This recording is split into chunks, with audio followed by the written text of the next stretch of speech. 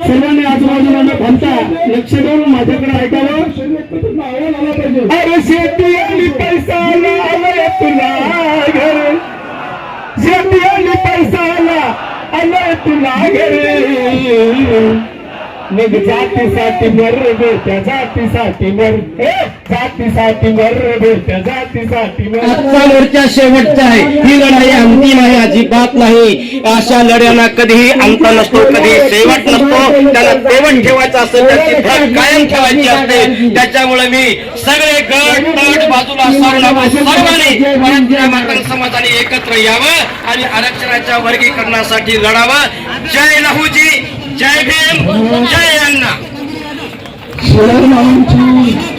गावठी भाषा धन्यवाद.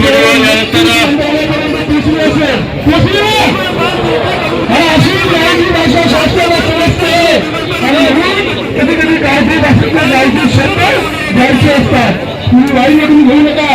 तर शासनाला आपल्याला न्याय मागायचा असेल तर हात काढण्यासाठी असा शब्द आपल्याला शासनाला पाठवावाच लागतील. त्यामुळे तुम्ही त्याच्याबद्दल मला पुरस्कार निर्माण करू नका. आपण काय करणार ही पाहत शाहीर व्यंकटी सोनटके यांना विनंती करतो की आरक्षण वर्गीकरण किंवा समाज प्रबोधनाच्या समितीत एक सुंदर असे शाहिरी किंवा गीत सादर करावं. व्यंकटी शाहीर व्यंकटी सोनटके. दौरे पुणे जिल्हा पाटील समाज हार्दिक स्वागत आहे, सुस्वागतम.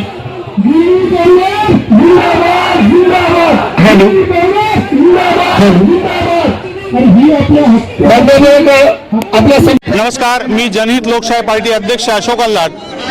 आज आझाद मैदानामध्ये आरक्षणाचं वर्गीकरण करण्यासाठी मांगवीर महामोर्चाचं आयोजन तमाम महाराष्ट्रातील मातंग समाजाच्या सर्व संघटनांनी मोठ्या प्रमाणामध्ये केलेलं आहे.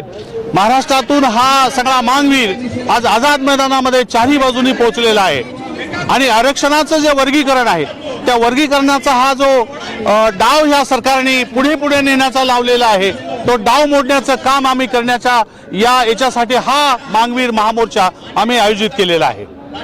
भेट घेतली का सकाळपासून आपला मोर्चा आहे? आम्ही तर माननीय मुख्यमंत्री आणि बाकीचे मंत्री महोदयांना निवेदन देण्याचं या आणि तुम्ही निवेदन घ्या. आम्ही सकाळपासून इथे या आझाद मैदानामध्ये आहोत.